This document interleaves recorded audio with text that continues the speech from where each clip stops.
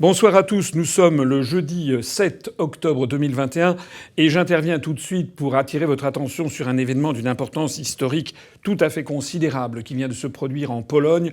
Le tribunal constitutionnel polonais vient de décider que le droit polonais, notamment la constitution polonaise, devait prévaloir sur le droit européen.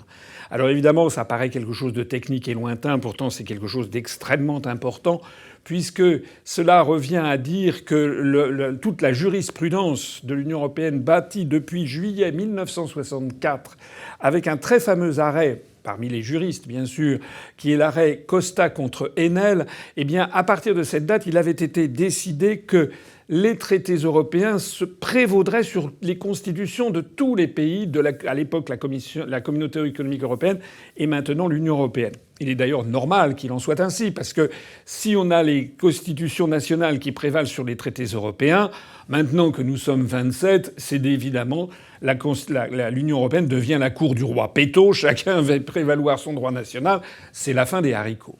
Eh bien c'est pourtant ce que vient de décider la Pologne. La Pologne vient de décider que le droit polonais prévaudrait sur la Constitution européenne. Alors, tout ceci m'amène à une réflexion que je vous livre, qui est assez étonnante et qui prouve l'intérêt de connaître l'histoire des peuples et des nations.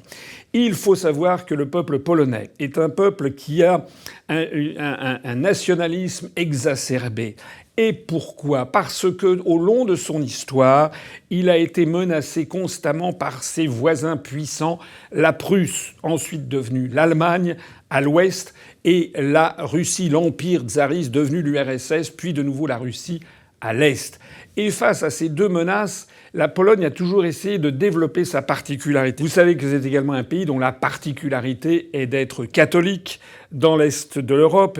Vous savez que c'était de ce pays que venait Karol Wojtyła, devenu Jean-Paul II. Alors, l'histoire de la Pologne, notamment au XVIIe, au XVIIIe siècle, c'est le partage de ce pays entre ses deux puissants voisins, la Prusse et la Russie.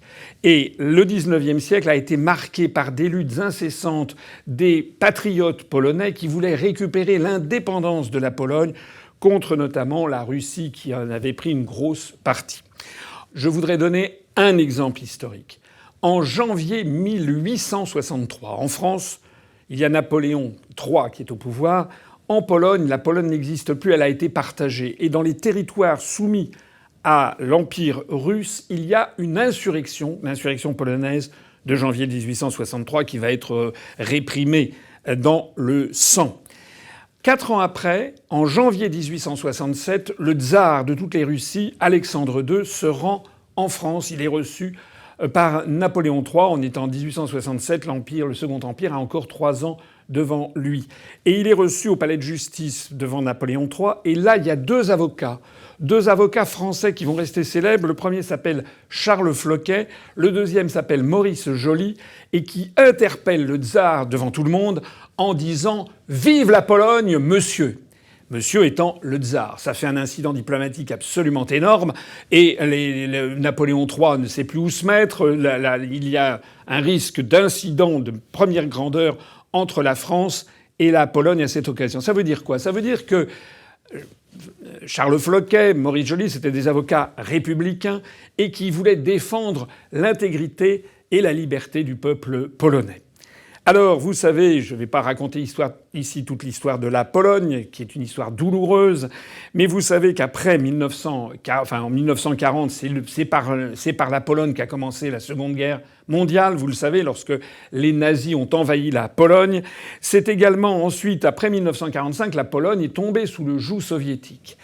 Et du temps de l'URSS, les dirigeants du Kremlin savaient que le peuple polonais était le peuple le plus difficile à diriger. Ils avaient d'ailleurs toléré en Pologne ce qu'ils n'avaient toléré nulle part ailleurs dans l'espace soviétique, c'est-à-dire un pays où il y avait une très forte proportion de terres privées agricoles. Plus de 90% des terres n'avaient pas été collectivisées parce qu'ils avaient trop peur de la paysannerie polonaise. Et puis la Pologne était un pays où l'Église catholique exerçait une véritable opposition quasi structurelle au pouvoir communiste et les opposants se réfugiaient justement dans l'Église catholique à laquelle les dirigeants communistes n'avaient pas osé s'attaquer. Rappelez-vous, En 1980, ce sont les événements de Gdansk, c'est Lech Walesa, Lech Wałęsa, comme on dit, je crois, en polonais, qui prend la tête. Et pour la première fois dans l'histoire du camp soviétique, pour la première fois depuis 1917, un pays qui est devenu communiste tolère, accepte, c'est les fameux accords de Gdansk d'août 1980,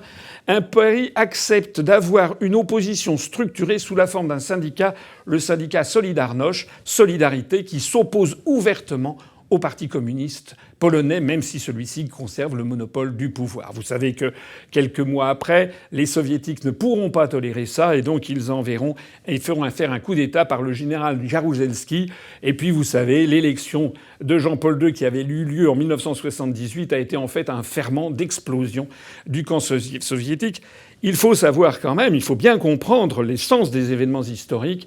C'est que le syndicat Solidarność et les accords de Gdansk du 31 août 1980 ont été le début de la fin de la construction du socialisme.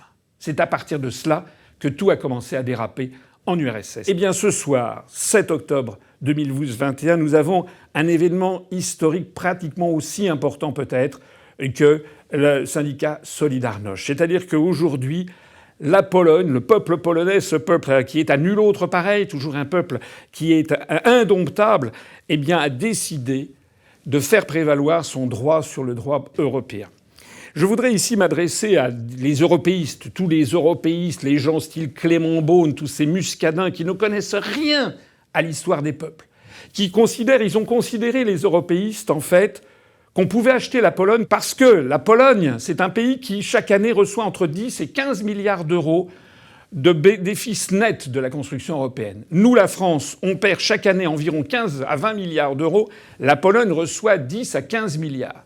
Et beaucoup d'européistes se sont dit que, dans la mesure où la Pologne recevait tant d'argent, eh bien, ils n'oseraient jamais faire ce qu'ils ont fait. Eh bien, ils l'ont fait ce soir. D'ailleurs, ça fait maintenant un certain nombre de mois que la tension couvait. Il faut savoir, parce que ce sont des informations qui ne sont jamais données dans les médias français, que les Polonais ont toujours compris, quand ils entraient dans l'Union européenne, qu'ils défendraient avant toute chose les intérêts de la Pologne et leurs intérêts nationaux avant toute autre chose. La meilleure preuve, c'est que depuis 2018, le ministre polonais des Finances a acheté de l'or toujours plus, tout en refusant d'entrer dans l'euro. De telle sorte que depuis 2018, on estime, enfin c'est même des statistiques tout à fait officielles, que la Pologne a acheté 125 tonnes d'or. 125 tonnes d'or, au cours actuel du kilo d'or, qui est à peu près de l'ordre de 50 000 euros le kilo d'or, ça fait quelque chose comme 6 milliards 250 millions d'euros qui ont été achetés par la Pologne en or. Je rappelle que la France verse à peu près 20% du budget européen. J'ai dit tout à l'heure que la Pologne reçoit entre 10 et 15 milliards d'euros de bénéfices nets de l'Union européenne. Ça veut dire qu'en gros, chaque année, la France verse par ce système, sans que les Français ne le sachent et le peuple polonais non plus, nous versons à peu près entre 2 et 2,5 milliards d'euros chaque année à la Pologne. Ça veut dire qu'on peut considérer qu'une partie tout à fait significative du stock d'or que les Polonais se sont achetés l'ont été avec l'argent des Français. On notera au passage à quel point il est complètement délirant que la France reste dans l'Union européenne, puisqu'on saigne à blanc les Français, non pas pour favoriser le développement de pays qui seraient pauvres, mais pour permettre aux Polonais d'amasser des tonnes d'or. C'est le côté qui est moins sympathique des Polonais que celui que j'évoquais tout à l'heure. En attendant, lorsque l'Union soviétique s'est désintégrée, qu'après la Russie est advenue, et puis qu'à partir de 2005, les Russes ont constaté que la Pologne entrait dans l'Union européenne, eh bien je me rappelle avoir lu un article de journal, je crois que c'était dans le journal Le Monde, mais j'en suis plus tout à fait certain, qui expliquait que selon des dirigeants russes, les dirigeants russes se frottaient les mains en disant les Polonais entrent dans l'Union européenne, nous leur souhaitons bonne chance.